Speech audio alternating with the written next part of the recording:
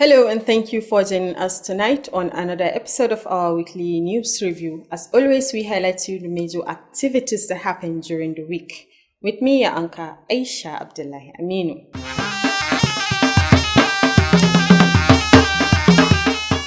During the week under review, we reported to you that Senator Aliyu Magatakarda Wamaku has demonstrated his commitment to sponsoring 100 youths from Sokoto Central Zone for intensive training in renewable energy, focusing on solar photovoltaic system.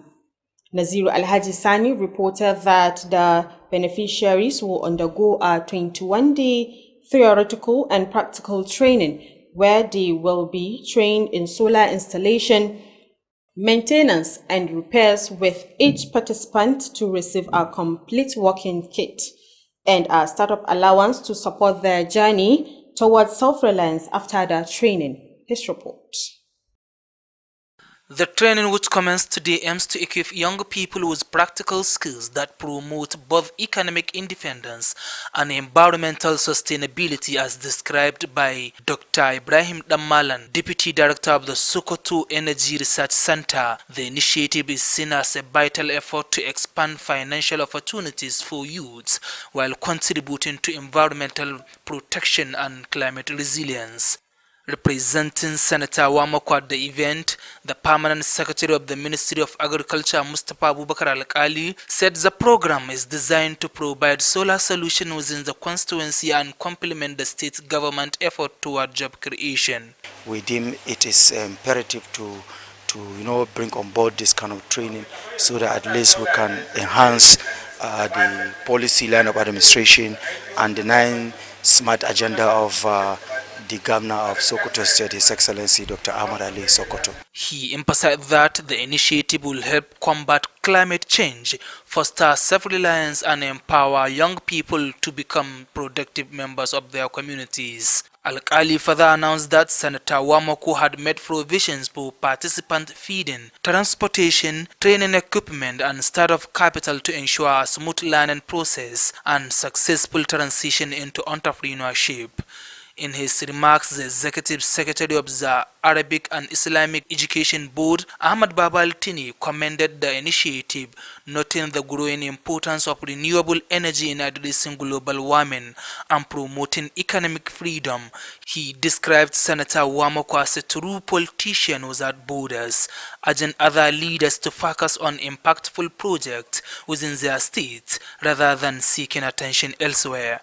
The director of Sokoto Energy Research Center, Professor Muazu Musa, also praised the senator's foresight in harnessing the natural resources of Sokoto. He encouraged participants to pay close attention to the training curriculum. Similarly, Dr. Samaila Buda, Deputy Director of the center, advised trainees to remain open-minded and committed, assuring them that the center uses one of the best solar training manuals in the country. He encouraged them to invest the senator's startup token wisely to establish viable solar businesses. Participants from across Sokoto Central Senatorial District expressed deep appreciation to Senator Wamako, pledging to make best use of the opportunity. Speakers at the event agreed that the program goes beyond financial empowerment. It presents a significant step toward youth participation in renewable energy and align with the global effort to address climate change. Naziru Alajisani, Alu Tv News. During the week under review, we also reported to you that as part of measures towards providing succor to wives of deceased custom officers in Sokoto State, the Custom Officers Wives Association (COWA) has donated food items, sewing machines, and organized a medical outreach for widows and vulnerable groups in Sokoto State. The president of the association, Mrs. Kikilomo Adeni, expressed that this is part of efforts to improve healthcare and empower women across the state. Our correspondent reported that earlier the COWA president paid a courtesy visit to the Sokoto State First Lady, Hajia Fatima Ahmed Aliyu Sokoto, at the Sokoto Government House. The report. The wife of the Sokoto State Governor, Hajia Fatima Ahmad Aliyu, during the visit to the government house by the wife of the Controller General of Customs, described the initiative of the Customs Officers' Wife Association as laudable, pledging her readiness to collaborate in enhancing and improving the lives of vulnerable populations in the state. She commended the effort of the association for recognizing and supporting widows, children, and other vulnerable groups across Sokoto State. I want to assure you of my support so that the task ahead be a success. Speaking, the president of KOWA, Mrs. Kikilomo Adeni, said the visit aimed to contribute to humanity by sensitizing and empowering women to become self-reliant. Mrs. Adeni added that as mothers, the initiative seeks to ease suffering, save lives, and encourage women to prioritize the health of their families, especially as the measles, rubella, and polio vaccination exercise is ongoing. For us at KOWA, we do a monthly border cleanup, and it's part of this KOWA Green Border Sustainability Initiative that we go to border areas and clean it up. When we clean them up, we don't burn it, because when we burn it, it causes some kind of pollution back into the environment. The association, during the event at the premises of the Sokoto Zonal Office of the NCS, donated food items, sewing machines, and organized a medical outreach for widows and other vulnerable groups in the state in its effort to strengthen healthcare delivery and improve the welfare of women. Beneficiaries expressed gratitude to KOWA and appreciated the kind gesture of customs officers and their families. The delegation also visited the Specialist Hospital, Sokoto, where the National Secretary of KOWA, Dr. Asma'u Isa Mai Basira, explained that the renovation of the hospital ward is part of the association's effort to create a more conducive environment for patients on admission. On the week, we also reported to you that the Sokoto state government has retracted its commitment to collaborate with security operatives towards overcoming the insecurity challenges bedeviling the state. Wife of Sokoto State Governor Hajia Fatima Ahmad Aliyu Sokoto stated that during a medical outreach organized by the wife of the Controller General of the Nigeria Customs Service, Mrs. Kikilomo Adeni in Sokoto, our government house correspondent Nasir Abubakar Kiri completes the story. The Empowerment Initiative is being provided by the Empowerment Initiative is being sponsored by the Custom Officers Wives Association of Nigeria, KOWA, aimed at supporting the widows of the deceased officers of the service and other vulnerable groups in the state. Speaking at the ceremony in the vicinity of the headquarters of Sokoto Zamfara Office of the Service, the First Lady Hajia Fatima Ahmad Aliyu said the activities of the association align with some critical policies of the present administration in the state. According to her, this includes tree planting for environmental protection and supporting the less privileged. Widows in our communities face numerous challenges, emotional, social, and economic.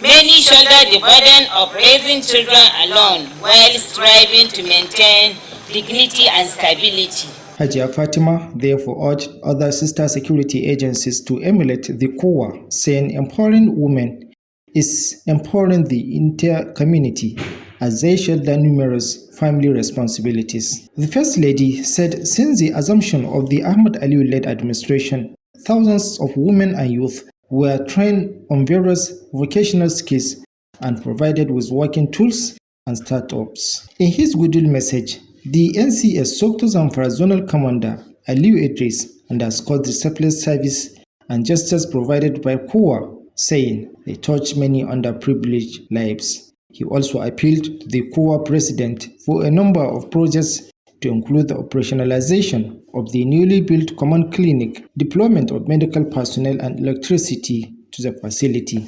Highlight of the event was the symbolic tree planting campaign, medical outreach and distribution of the empowerment materials.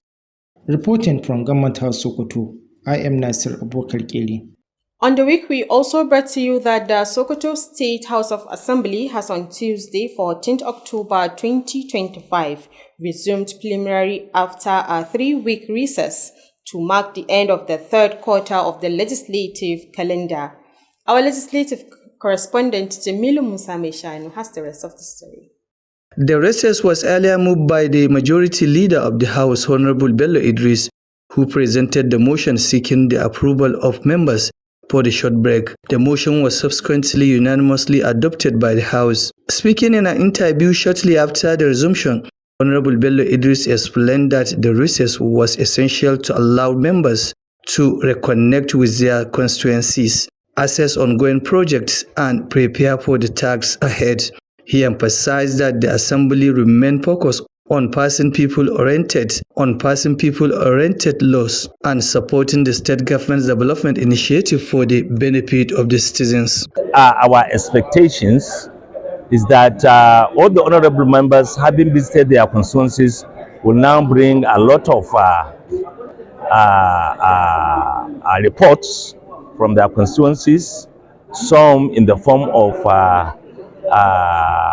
quick action, some in the form of motions, some in the form of actions that will be taken by the House or resolutions to be sent to the state government for onward action. Announcing the adoption, the Speaker of the Assembly, Honorable Tukur Balabo Denga, commended members for their commitments and legislative contributions during the quarter, noting that the recess provided them an opportunity to engage their constituents and review legislative priorities. The House is expected to continue deliberation on pending motions and bills as part of its fourth quarter's activities. Jamilu Musa Meshanu, Alu TV News. Still on the week, we also brought to you that the Sokoto State Primary Healthcare Development Agency has reaffirmed its commitment to improving the health sector with about 164 renovated primary healthcare centers across the state. The special advisor of the agency, Dr. Muhammad Bello Marnona, disclosed that during the commissioning of the additional healthcare centers at Sifawa and Kilgori communities of Bodinga and Yabo local government areas. The report. During their visits, the special advisor to the Sokoto State Primary Healthcare Development Agency, Dr. Muhammad Bello Marnuna, expressed satisfaction with the level of work carried out at both facilities. He stated that as part of efforts to improve healthcare delivery across the state, the agency has recruited more health workers and embarked on the renovation of general hospitals and primary healthcare centers to enhance access to quality healthcare services. Dr. Marnuna added that the Kilgori Primary Healthcare Center in Yabo local government, which was earlier destroyed by a fire incident, has been fully reconstructed following the intervention of the state government. So today is just the beginning. We have done the difficult job of reconstructing the whole hospital. Now the second phase, we are going to put it back to use with the introduction of most all of the equipment that it needs and the consumable.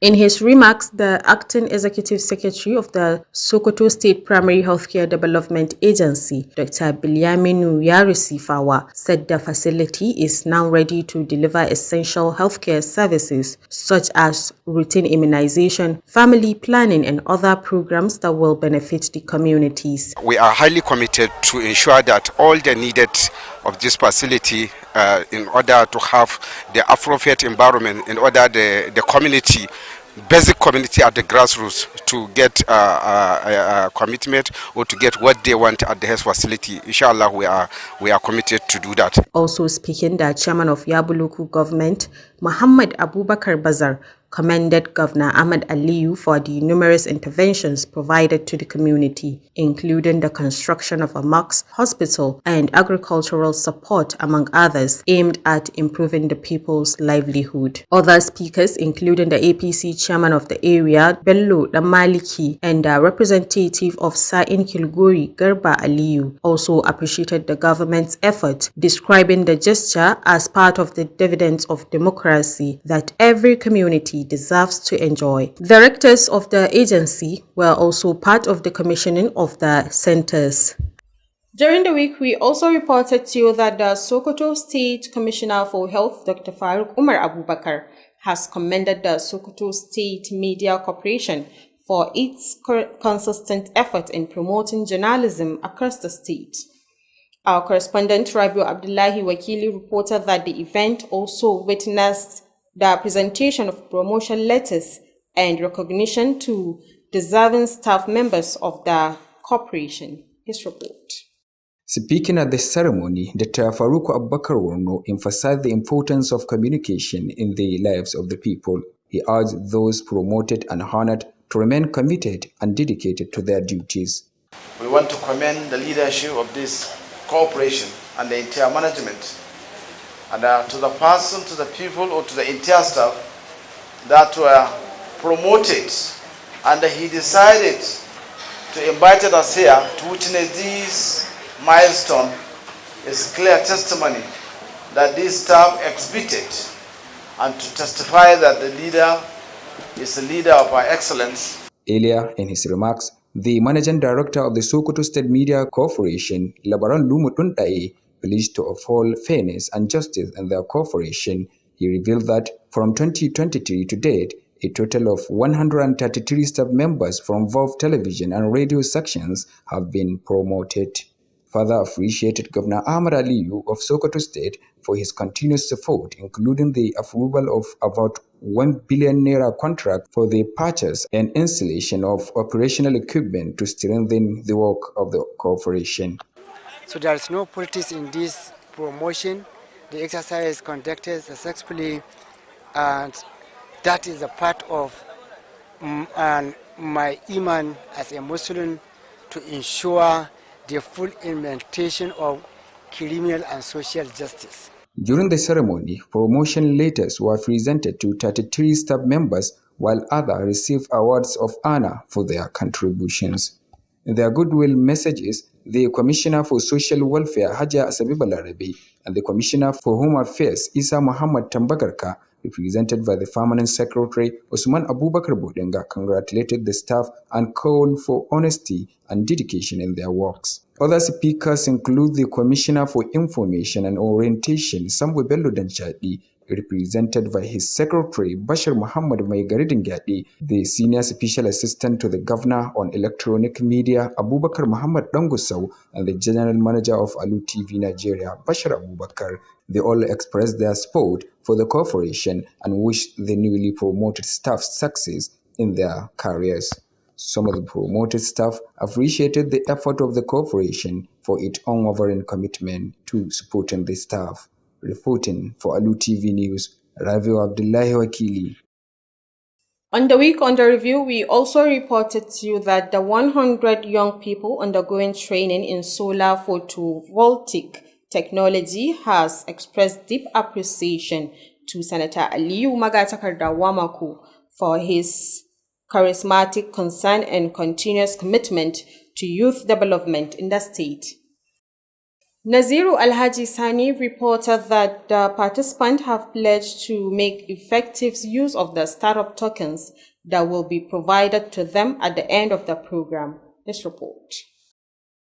At the time when the need for vocational skills and employment opportunities among youths continues to rise, Senator Aliyu Magatakarda has remained dedicated to ensuring that young people gain access to sustainable means of livelihood through various empowerment programs. It could be recalled that not long ago, the senator distributed empowerment items such as motorcycles and food items to youths. Now he has again selected another 100 young people to be trained in solar energy solutions and maintenance, including solar panels connection, repairs and battery assembly. The young people selected for the training program were carefully drawn from 8 local government areas within Sokoto's senatorial district. One of the training facilitators interviewed commended the participants for their quick understanding of the training modules. He also praised Senator Wamako for his continuous concern toward addressing youth unemployment and providing job opportunities. Some of the participants expressed optimism about learning solar installation and maintenance skills. They also appreciated Senator Wamako for allowing them to grow and become self-reliant.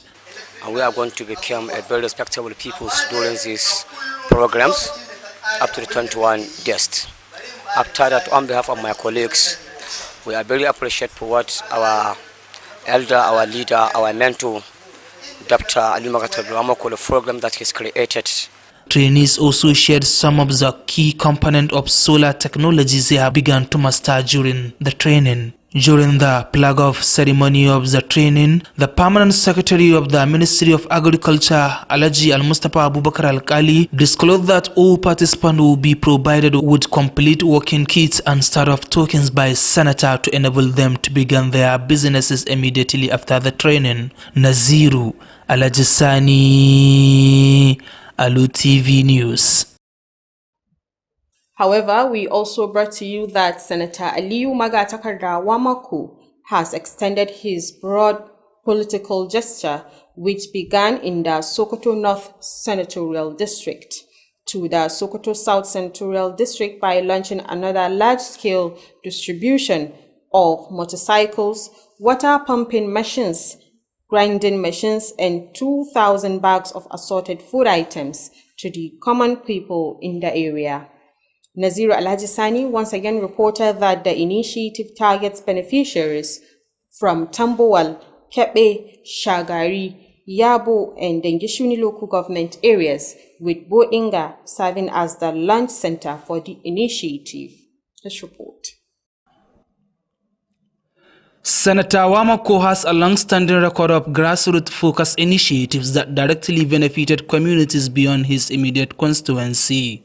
The initiative includes the distribution of 2,000 bags of grains to each of the 7 local governments, motorcycles to ward chairmen, secretaries, women leaders, social media coordinators, and traditional leaders. It also features the distribution of 30 grinding machines to women to promote self-reliance and 30 water pumping machines to farmers to boost dry season farming and enhance food security in the region. The APC leader in the state, Senator Aliyu Magatakarda Wamako, represented by the chairman of the committee, Alhaji Nasiru Italy, said the gesture to the Sokoto South Senatorial District is a continuation of the previous initiatives conducted in the Central Zone. In an interview with the Special Assistant on Media to Senator Aliyu Magatakarda Wamako, Bashar Abubakar sheds more light on the previous initiatives. Representing Sokoto North, but whenever programs like this arise, he will consider the entire 23 local government areas, and this is part of his effort since when he was the state governor. After he left office as governor, he also continued. This is one out of many that he has been doing to bring succor to the people of Sokoto State, not only the zone he represents. He also disclosed that similar livelihood items will be distributed in the Eastern Zone. Flagging of the distribution of the items, Speaker of the Sokoto State House of Assembly, Honorable Tukul Barabo Inga, applauded the senator for his kind gesture, which he said had never been witnessed in the past 2 years. He also acknowledged the ongoing project currently being executed by the Ahmad Aliyu-led administration. Representative Abubakar Shehu Shah Makiyabu said the initiative reflects the senator's consistent culture of empowerment and that no single APC supporter shall be neglected. Aminu Al-Mustafa Boza added that throughout his political experience, Senator Aliyu Magatakarda Wamako remains a model of reputable leadership. In his welcome address, the chairman of the area, Muhammad Shehu Dingyadi, appreciated the senator and the Sokoto State Governor Dr. Ahmad Aliyu Sakwato for the ongoing development project being executed within the local government. Algon Chairman Alhaji Abba Shehu Tambol describes Senator Aliyu Magatakarda Wamako as the only standing political figure in the state and urged the people to continue praying for him in their daily prayers. The chairman of Dengishuni local government, Alhaji Aminu Magajibodai, reminded the people to remain patient as project and initiative continue and pray for both the senator and Governor Ahmad Aliyu. APC party stalwarts present at the occasion included the National Northwest Deputy APC Youth Leader Jamaluddin Kabir, who urged youth to remain committed to the senator's political journey in recognition of his contribution to the party. Similarly, the APC zonal chairman Sokoto South Senatorial District Abubakar Umar Shagari commended Senator Aliyu Magatakarda Moko for his quality representation, describing him as the true embodiment of Sir Ahmadu Bello, the Sardauna of Sokoto.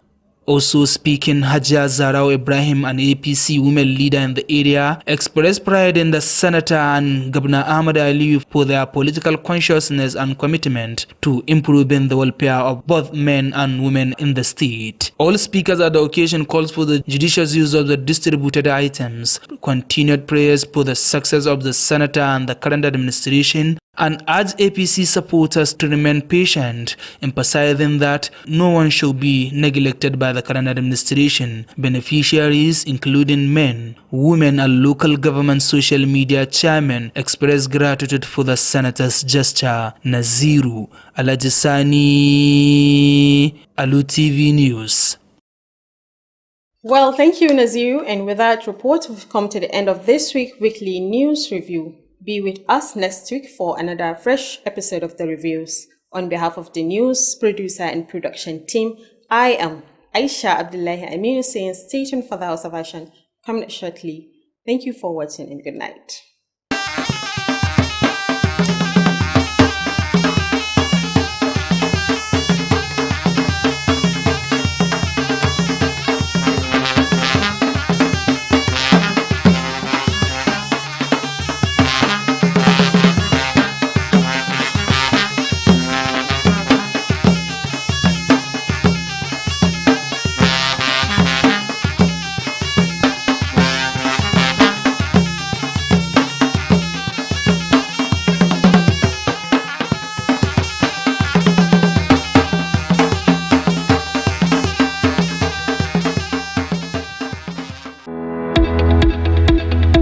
Mata iyayen al'umma, mata iyayen gida, mata idan ba ku ba gida, ina ma abotan kallon tashar Alu TV International.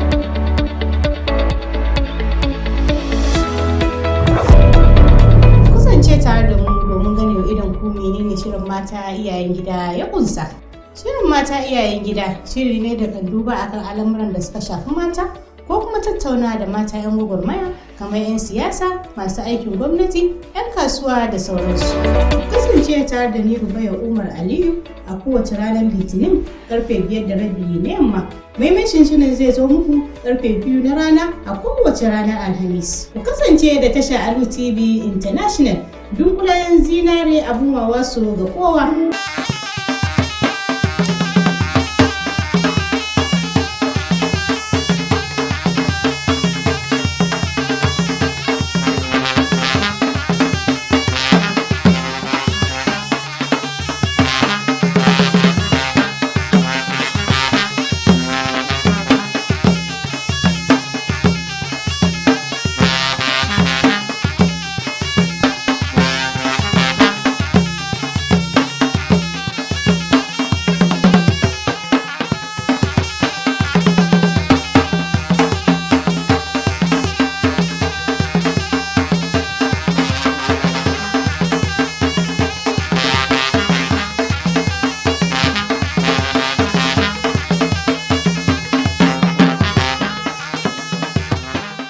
Masu kallo barka da sake kasancewa da ku a cikin wannan shiri na musamman inda muke kawo muku bitar labaran muhimman ababen da suka faru a makon da ke shudewa daga nan gidan talabijin na Alu tare da ni Abdurrashid Wadata Buhari da nake jagorantar wannan shirin.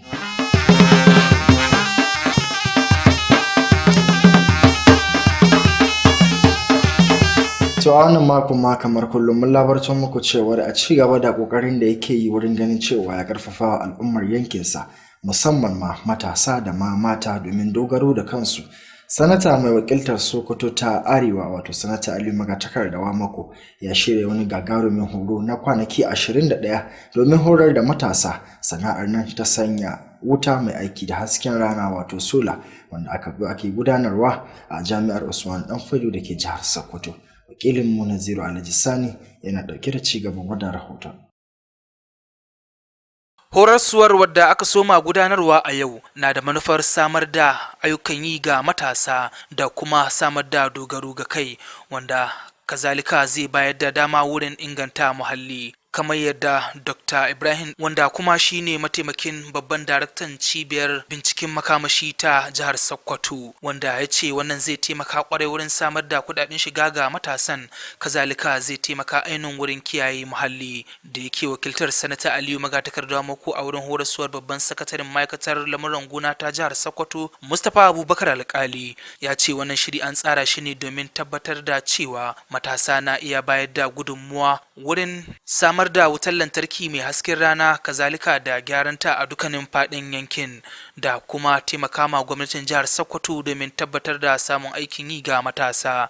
Kazalika ya bayyana wannan shiri a matsayin wani mataki da zai taimaka wurin kiyaye muhalli da kuma samar da dogaro da kai, haɗi da taimakawa matasa domin su zamo nagartattu a cikin al'umma. Alkali ya ƙara bayyana cewa sanatawa Mako ya tanadi dukkanin wani shirye-shirye kama daga samar da abinci, kuɗin zirga-zirga da kuma kayan aiki, haɗi da jarin fara sana'a bayan kammala wannan horaswa.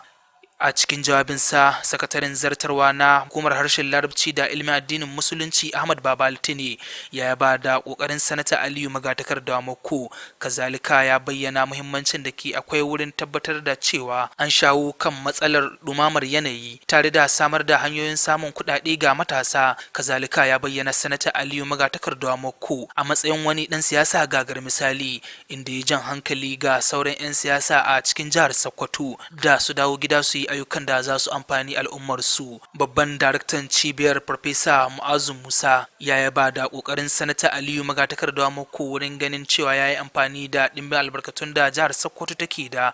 Kazalika ya buƙaci waɗanda za a horaswa da su mai da hankalin su kan abin da za a horar da su. Haka zalika mataimakin shugaban cibiyar ya buƙaci waɗanda za a horas da su buɗe zukatansu domin tabbatar da cewa sun koyi abin da za a koyarshe su. Kasancewar wannan cibiyar na ɗaya daga cikin manya-manyan cibiyoyi a faɗin Najeriya da ke da matukar ƙwarewa a ɓangaren samar da wutar lantarki mai amfani da hasken rana. Kazalika ya umarce su da su yi amfani da kuɗaɗen da sanata Aliyu Magatakarda Mako zai ba su wurin fara kasuwancin samar da wutar lantarki mai amfani da hasken rana. Kazalika wanda za a horaswa da muka samu zantawa da su sun bayyana godiyarsu ga sanata Aliyu Magatakarda Mako. Kazalika sun sha alwashin yin amfani da wannan damar da aka sama musu. Dukkanin wayanda suka magantu a yayin gabatar da shirin sun bayyana shi a matsayin wani shiri da zai taimaka wurin samar da kuɗaɗe ga matasa da kuma dogaro da kai. Kazalika zai ba wa matasa dama wurin tabbatar da amfani da makamashi mai sabunta kansa da kuma taimakawa wurin kaucewa matsalar canjin yanayi. Naziru Alhaji Sani, labar. So anan ma labarcin muku cewar kungiyar nan ta matan jami'an hana fasa kauri ta Najeriya kuwa ta kai ziyara ta musamman a jihar Sokoto, inda ta bayar da tallafin kayan abinci da ma kayan sana'o'in hannu a wani kokari da suka yi na ganin cewa sun rage raɗaɗi musamman zuwa ga matan jami'an rundunar fasa kauri waɗanda Allah ya yi wa cikawa. Ga wakiliyarmu Aisha Abdullahi Aminu da ɗaukar wannan rahoton. Mai ɗakin gwamnan jihar Sokoto Hajiya Fatima Ahmad Aliyu ta bayyana shirin ƙungiyar matan jami'an hukumar hana fasa ƙwauri a matsayin abin ayaba, tare da yin alƙawarin haɗa hannu da su domin inganta rayuwar marasa ƙarfi a faɗin jihar. Ta yaba wa ƙoƙarin ƙungiyar bisa yadda ta tallafa wa matan da mazansu suka rasu, yara da sauran marasa ƙarfi da ke jihar Sokoto. A nata jawabin, shugaban ƙungiyar matan hukumar hana fasa ƙwauri wato kowa Mrs. Kikilomo Adini ta bayyana cewa manufar ziyarar ita ce bayar da gudunmuwa ga al'umma ta hanyar wayar da kan mata da kuma ba su damar dogaro da kansu. Mrs. Adeni ta ƙara da cewa a matsayinsu na mata iyaye, wannan shiri na da nufin rage wahalhalu, ceton rayuka da kuma ƙarfafa mata domin su mayar da hankali wajen kula da lafiyar iyalinsu, musamman a wannan lokaci da ake gudanar da allurar rigakafin cutar ƙyanda da shan inna. A yayin taron a harabar ofishin yankin Sokoto, ƙungiyar ta bayar da tallafi da ya haɗa da kayan abinci, keken ɗinki tare da shirin bayar da tallafin lafiya kyauta ga mabuƙata a yunƙurinta na ƙarfafa fannin lafiya da kuma kyautata jin daɗin mata. Wasu daga cikin waɗanda suka ci gajiyar tallafin sun bayyana godiyarsu ga ƙungiyar ta kowa, tare da yabawa irin wannan kyakkyawan taimako daga jami'an hukumar hana fasakwauri da iyalansu. Daga bisani tawagar sun duba ɗakin jinya da ke asibitin ƙwararru na Sokoto. Sakatariyar ƙungiyar Dr. Asma'u Isa Mai Basira ta bayyana cewa gyaran ɗakin asibitin wani ɓangare ne na ƙoƙarin ƙungiyar wajen samar da yanayi mai kyau ga marasa lafiya yayin zaman su a asibitin. Mun san ba za mu iya yin komi ba, amma wannan ɗan kaɗaitaccen aikin shine muka ga kawai bari mu yi mu tallafa ma mutane na cikin jihar Sokoto. Aisha Abdullahi Aminu, labarin Alu TV. So duka a makon da ke shuɗewa mun labarta muku cewar gwamnatin jihar Sokoto ta bayyana cewa za ta ci gaba da aiki kafaɗa da kafaɗa da duka jami'an tsaro domin ganin cewa an samar da ingantaccen tsaro ga al'ummar jihar Sokoto baki ɗaya. Mai ɗakin gwamnan jihar Sokoto Hajiya Fatima Muhammad Aliyu ce ta bayyana haka a lokacin da ta karɓi bakuncin shugaba da ma mambobin ƙungiyar nan ta matan jami'an fasa ƙauri ta ƙasa a jihar Sokoto. Wakilinmu na farar gwamnati Nasir Abubakar Ƙeri yana ɗauke da ƙarashin wannan rahoton. Kayayyakin tallafin da aka raba ƙungiyar matan jami'an kwastam ta ƙasa wato kowa ita ce ta samar da su, waɗanda ke da manufar ƙarfafawa zawarawan jami'an hukumar waɗanda suka kwanta dama da ma wasu mabukata a cikin al'umma. Da take jawabi yayin bikin da aka gudanar a helkwatar hukumar ta kwastam a ofishin Sokoto da Zamfara, gidan gwamna Hajiya Fatima Ahmad Aliyu ta ce wannan ayyukan jin kan da ma wasu ayyukan wannan ƙungiya sun yi daidai da muradun gwamnati mai ci ta jihar Sokoto. A cewarta waɗannan sun haɗa da shirin dashen itace domin kare muhalli da kuma tallafawa mabukata a cikin al'umma. Hajiya Fatima daga nan ta buƙaci sauran hukumomin tsaro da ke jihar nan da su yi koyi da ƙungiyar kowa, inda ta ce ƙarfafa mata kamar ƙarfafa ɗaukacin al'umma ne, saboda su ne ke ɗaukar ɗawainiyar wasu daga cikin larurorin iyalai. Uwar gidan gwamnan ta ce tun kama aikin mai ɗakinta gwamna Ahmad Aliyu an horar da dubun dubatar mata da matasa akan sana'o'in hannu iri daban-daban, tare da sama musu da kayan aiki da ma kuma jarin soma sana'a. A jawabinsa na fatan alheri, kwamandan hukumar kwastam shiyar Sokoto da Zamfara Aliyu Idris ya jinjina wa wannan ƙungiyar akan ayyukan jin ƙai da tallafi da take samarwa ga mambobin ƙungiyar da ma sauran jama'a, inda ya ce wannan tallafin ya taimakawa da dama daga cikin mabukata. Daga nan sai ya roƙi shugabar ƙungiyar ta kowa, wadda har ila ita ce mai ɗakin babban kwantrolan kwastam na ƙasa, da ta aiwatar da ta taimaka wurin kammala wasu ayyuka masu muhimmanci a wannan shiyar, ciki kuwa har da ganin ɗakin shan magani da aka gina ya fara aiki kamar da ya kamata, da kuma baza jami'an kiwon lafiya da ma samar da lantarki a cikin wannan ɗakin. Yayin bikin an gudanar da dashen itace da ma kuma binciken lafiya kyauta da kuma rarraba kayan tallafi ga waɗanda suka amfana. Ƙarshen wannan rahoton kenan. Nasir Abubakar Ƙeri daga fadar gwamnatin jihar Sokoto. So idan muka waiwaya a zauren majalisar dokoki kuwa mun labartar muku cewar majalisar dokokin jihar Sokoto ta dawo inda ta soma ci gaba da ayyukanta musamman ma na zama domin ganin cewa an ci gaba da samar da roman demokuraɗiyya ga al'ummar jihar Sokoto biyo bayan wani hutu na makonni 3 da majalisar ta tafi. Wakilinmu na zauren majalisar Jamilu Musa Shanu yana ɗauke da cikin wannan rahoton. Hutun majalisar ya samo asali ne daga ƙudurin da jagoran majalisa Honorable Bello Idris ya gabatar, inda ya nemi amincewar 'yan majalisa domin samun hutu na ɗan lokaci. Daga bisani majalisar ta amince da ƙudurin. Da yake magana a tattaunawar da aka yi da shi jim kaɗan bayan dawowarsu daga hutu, Honorable Bello Idris ya bayyana cewa hutun ya kasance ne domin baiwa 'yan majalisa damar komawa mazaɓunsu su duba ci gaban ayyukan da ake gudanarwa da kuma shiryawa tsaf domin ayyukan da ke gabansu. Ya jaddada cewa majalisar ta ci gaba da mayar da hankali wajen kafa dokoki masu amfani ga jama'a da ba da goyon baya ga shirye-shiryen ci gaban gwamnatin jiha domin amfanin al'umma. To wannan hutun ya ba 'yan majalisa dama suka ziyarci mazaɓin su domin su sauraro koke-koken jama'a su kuma su kawo ma majalisa. To kamar yadda kuke gani abin da muke sa rai to nan gaba kaɗan 'yan majalisa za su kawo mana waɗannan koke-koke domin a gabatar da su gaban gwamnati. A yayin da yake sanar da amincewar majalisa, kakakin Majalisar Dokokin Jihar Sokoto Honorable Tukur Balabo Dinga ya yaba da kokari da sadaukarwar 'yan majalisa wajen aiwatar da muhimman ayyukan majalisa a zangon da ya gabata. Ya ce hutun zai baiwa 'yan majalisar damar tattaunawa da jama'ar mazaɓunsu da kuma sake duba manyan abubuwan da suka fi muhimmanci a harkokin majalisa. Ana sa ran majalisar za ta ci gaba da tattaunawa kan muhimman ƙudurorin da dokokin da ke gabanta a matsayin wani ɓangare na ayyukan zangon ƙarshe na shekara. Ƙarshen rahoton kenan. Jamilu Musa Mai Shanu, labaran Alu Tv. To don muka waya a bangaren lafiya kuwa mun labarta muku cewar gwamnatin jihar Sokoto ta ci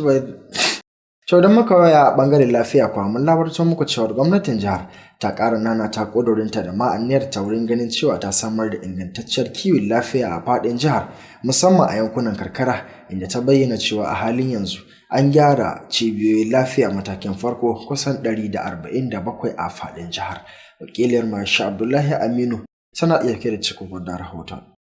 A yayin da ya kai ziyarar mai baiwa gwamnan shawara na hukumar samar da kiwon lafiya matakin farko, Dr. Muhammad Bello Marnona ya bayyana gamsuwarsa da irin aikin da aka gudanar a wuraren guda biyu. Ya ce a cikin ƙoƙarin da ake yi na inganta harkar kiwon lafiya a faɗin jihar, hukumar ta ɗauki sabbin ma'aikatan lafiya tare da fara gyare-gyare a manyan asibitoci da ma cibiyoyin kiwon lafiya matakin farko domin sauƙaƙa samun ingantacciyar kulawar lafiyar al'umma. Dr. Marnona ya ƙara da cewa cibiyar kiwon lafiya matakin farko da ke Kilgori a ƙaramar hukumar Yabo, wadda gobara ta lalata a baya, an gyara ta tsaf tare da sa hannun gwamnatin jihar Sokoto. Sannan kuma buɗa ta shi karo na farko wanda za a gaca mi da mi suka bukata. Akwai mutane ma'aikata ana biyan su albashi, yanzu abin da ya rage gare su to su jama'a aiki. A nasa jawabin muƙaddashin sakataren gudanarwa na hukumar Dr. Bilyamin Yari Sifawa ya bayyana cewa sauyin fasalin cibiyar a yanzu zai ba da damar gudanar da muhimman ayyukan kiwon lafiya kamar rigakafi, tsarin iyali da sauran shirye-shiryen lafiya da za su amfanar da al'umma. Shi ma shugaban ƙaramar hukumar Yabo Muhammad Abubakar Bazar ya yaba wa gwamna Ahmad Aliyu bisa irin tallafi da ayyukan raya ƙasa da aka kawo wa al'ummar yankin da suka hada da ginin masallaci, asibiti da tallafin noma waɗanda ke taimakawa wajen inganta rayuwar al'umma. Sauran masu jawabi sun hada da shugaban jam'iyyar APC na yankin Bello Dan Maliki da wakilin sa'in Kilgori Garba Aliyu sun yi godiya ga gwamnatin jihar bisa wannan namijin ƙoƙari, suna mai bayyana shi a matsayin ɗaya daga cikin roman dimokuraɗiyya da kowane yanki ke da haƙƙin morewa. Daraktoci daga sassa daban-daban na hukumar su ma sun halarta yayin ƙaddamar da cibiyoyin. Aisha Abdullahi Aminu, labarun Alu Tv. So duka a makon da ke shuɗe mun labarto muku cewar kwamishinan lafiya na jihar Sokoto Dr. Faruk Abubakar ya yi jinjina zuwa ga kafar yada labarai mulkin jihar Sokoto ta Rima bisa kokarin da suke yi wurin ganin cewa sun ci gaba da inganta aikin jarida da ma wayar da kan al'umma a fadin jihar, biyu bayan gabatar da takardun samun girma zuwa ga waɗansu ma'aikata na ita wannan hukumar. Wakilin Murabi Abdullahi Wakili ya halarci wurin kuma gashi da cikin wannan rahoton. Da yake jawabi a wurin taron, Dr. Faruku Abubakar Wurno ya jaddada muhimmancin sadarwa a rayuwar al'umma. Ya shawarci waɗanda aka ƙara wa girma da kuma waɗanda aka karrama da su ci gaba da aiki tukuru wajen gudanar da ayyukansu. Gaban wannan ma'aikata bisa ga adalcin shi ya ga ya cincinta ya kamata waɗannan ma'aikata a zo nan gaban jama'a gaban duniya a faɗa ma kowa cewa an ƙara musu girma bisa ga cincinta. A nasa jawabin daraktan gudanarwa na hukumar yada labarai ta jihar Sokoto Labaran Lumu Dundaye ya sha alwashin ci gaba da kiyaye adalci da gaskiya a hukumar. Ya bayyana cewa daga shekarar 2023 zuwa yau ma'aikata 133 daga bangaren talabijin da rediyo ne aka ƙarawa girma. Haka kuma ya gode wa gwamna Ahmad Aliyu bisa goyon bayan da yake baiwa hukumar, ciki har da bada kwangilar kusan naira biliyan 1 don saye da sanya kayan aiki na zamani domin ƙarfafa ayyukan hukumar. Wannan promotion na shi ne, ina son su yi amfani da wannan dama su dage ga aikinsu, ina son su yi amfani da wannan dama su nuna ƙwarewa ga aikinsu, kuma da izinin Allah nan ba da daɗewa ba zan tura ma'aikata na zuwa FRC Amsa Training School Lagos su je su yi training. A wajen taron an gabatar da shaidar ƙarin girma ga ma'aikata 33 yayin da wasu kuma suka samu kyautar girmamawa saboda kyakkyawar gudunmuwar da suka bayar. A sakonnin taya murna, Kwamishinan Walwalar Jama'a Hajiya Asabe Balarabe da Kwamishinan Harkokin Cikin Gida Isa Muhammad Tambagarka, wanda ya samu wakilcin Babban Sakatare Usman Abubakar Bodinga, sun taya ma'aikatan murna tare da kira gare su da su kasance masu gaskiya da jajircewa wajen aikinsu. Sauran da suka maganta sun hada da kwamishinan yada labarai da wayar da kan jama'a Sambo Bello Danchade, wanda sakataren sa Bashir Muhammad Mai Garidin Gyade ya wakilta, mai ba gwamnati shawara na musamman kan kafafen watsa labarai na zamani wato Abubakar Muhammad Dangusau, da kuma babban manajan gidan talabijin na Alu Tv Najeriya Bashir Abubakar. Dukkansu sun bayyana goyon bayan su ga hukumar tare da fatan alkhairi ga ma'aikatan da aka ƙara wa girma da kuma waɗanda aka karrama. Wasu daga cikin waɗanda aka ƙara wa girman sun gode wa hukumar bisa jajircewar da take yi wajen tallafa musu. Ƙarshen wannan rahoton kenan. Rabiu Abdullahi Wakili. So duka a makon da ke shiɗuwa dai mun labarta muku cewar matasan nan guda 100 da aka ɗauka a ƙarƙashin sanata Ali Magatakarda mako domin koyar da su aikin saka wuta mai aiki da hasken rana wato sola a turance sun yi jinjina da godiya zuwa ga sanata mako bisa ga ƙoƙarin da yake yi musamman wurin ganin cewa ya inganta rayuwar matasa a faɗin jihar Sokoto baki ɗaya. Wakilinmu Naziru Alhaji Sani ya rawaito mana cewar matasan sun sha alwashin cewa za su yi aiki tukuru da wannan sana'a da aka koya musu wurin ganin cewa sun dogara da kansu da ma samar da ci gaba ga al'umma baki daya. Ga rahoton. A daidai lokacin da ake samun karuwar bukatun samun ayyukan yi tsakanin matasa, sanata Aliyu Magatakarda mako ya zagi damtse domin tabbatar da cewa matasa sun samu harkokin yi domin dogaro da kawunansu ta hanyar fitowa da shirarwa daban-daban. Idan dai za a iya tunawa ba da jimawa ba, sanata Aliyu Magatakarda mako ya raba kayayyakin amfani ga matasa wanda suka hada da babura da kayan abinci. A wannan karo ma sanata Aliyu Magatakarda mako ya ƙara zaɓo wasu matasa 100 wanda za a horaswa kan aikin hada wutar lantarki mai amfani da hasken rana da kuma yanda ake gyaran ta haɗi da yanda ake tsara baturanta. Wayannan matasan da ake horaswa an zaɓo su ne a dukkanin ƙananan hukumomi guda 8 da sanata Aliyu Magatakarda mako ke wakilta. Ɗaya daga cikin masu horar da wayannan ɗaliban ya bayyana cewa wannan ɗalibai na da matukar hazaƙa wurin koyon abubuwan da ake koya musu. Kazalika ya yaba da ƙoƙarin sanata Aliyu Magatakarda mako kan irin damammakin da yake samun ma matasa domin samun ayyukan da za su dogara da kawunan su. Kuma shi mai girma sanata gaskiya ya yi kokari sosai da ya zakulo wa'annan hazakan matasan domin su koyi wannan sana'a. A abu biyu ne yanzu, in lalura ta kama cikin gari, kila an ga wani street light ko kuma wani wuri inda adda sola ta lalace, mun tabbatar da wa'annan matasan da muka ba horo akwai abin da za su yi a kai.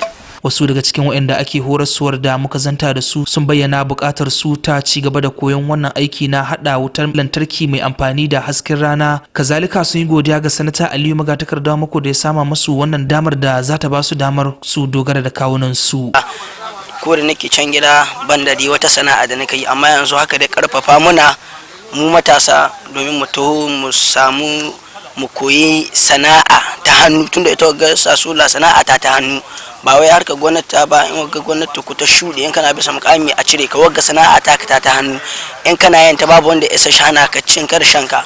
in ka dage to za ka yi kokari gaskiya ka samu duk abin da aka so ga wata nasara. Kuma ina mai girma sanata Aliyu Magatakardawa muku godiya. Haka ma sun bayyana muna wasu muhimman abubuwan da suka koya a cikin wannan kankanin lokaci yayin kaddamar da wannan shiri. Babban sakataren ma'aikatar gona ta jihar Sokoto Alhaji Mustapha Abubakar Alkali ya bayyana cewa a ƙarshen wannan horaswar dukkanin ɗaliban za a ba su kayayyakin aiki da kuma jari wanda sanata Aliyu Magatakardawa muku ya samu musu domin su dogara da kawunan su.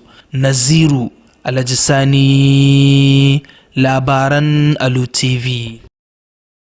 So anan ma dai mun labarto muku cewa a wani gagarumin kokari na ganin cewa al'ummar jiha baki daya sun amfana kuma sun ci gaba, sanata mai wakiltar gundumar Sokoto ta Arewa sanata Ali Magatakardawa Mako ya faɗaɗa aikin da ya soma daga gundumar sa ta Sokoto ta tsakiya zuwa gundumar Sokoto ta Kudu a jihar Sokoto da kayan ci gaba al'umma, inda aka raba mashina, injunan ban ruwa da injunan mulkaɗe kana da buhun abinci kimanin 2000 ga ɗaukacin al'ummar yankin domin ganin cewa al'ummar sun samu ingantacciyar rayuwa.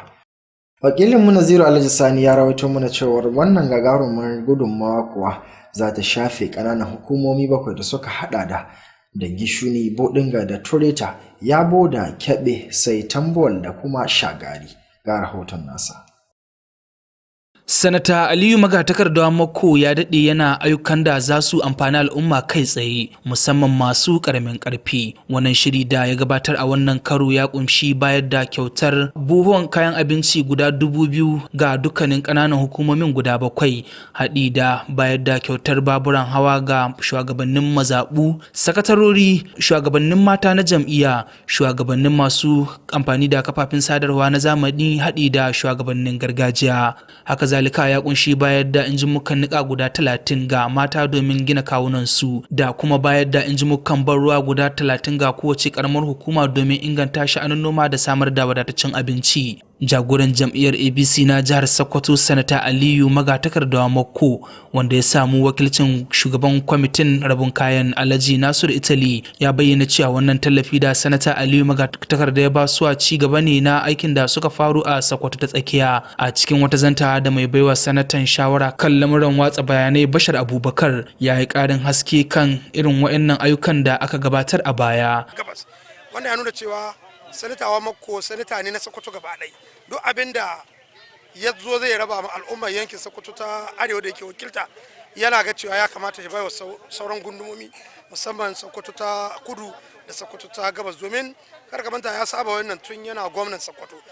Kazalika ya kuma bayyana cewa sanata Aliyu Magatakardawa Mako zai ƙara raba irin waɗannan kaya a yankin Sokoto ta Gabas. Da yake kaddamar da rabon kayayyakin, kakakin majalisar Sokoto Alhaji Honorable Tukul Barabo Dinga ya yaba da wannan kokari na sanata Aliyu Magatakardawa Mako. Kazalika ya ce sama ga shekara 2 da suka gabata ba su taɓa ganin irin wannan kokarin ba. Haka ma ya yaba da kokarin gwamnati mai ci kan irin ayyukan da take gudanarwa a cikin karamar hukumar. Dan majalisa Abubakar Shehu Shamaki Yabo ya ce wannan kokarin da sanata Aliyu Magatakardawa Mako ke yi na da matukar amfani wurin inganta rayuwar al'umma. Kazalika ya bayyana cewa babu wani magoyin bayan jam'iyyar APC da za a bari ba tare da an tallafa mishi ba. Shi ma na shi bangare Aminu Al-Mustapha Boza ya ƙara bayyana cewa tsawon shekarunsa a cikin sha'anin siyasa bai san wani dan siyasa da yake da amfani kamar sanata Aliyu Magatakardawa Mako ba. A cikin jawabinsa na maraba, shugaban karamar hukumar Muhammad Shehu Dingyadi ya yaba da kokarin sanata Aliyu Magatakardawa Mako da gwamna Ahmad Aliyu Sokoto kan irin ayyukan ci gaba da ake gabatarwa a cikin karamar hukumar. Shi ma shugaban kungiyar ciyamomi Alhaji Abba Shehu Tambuwal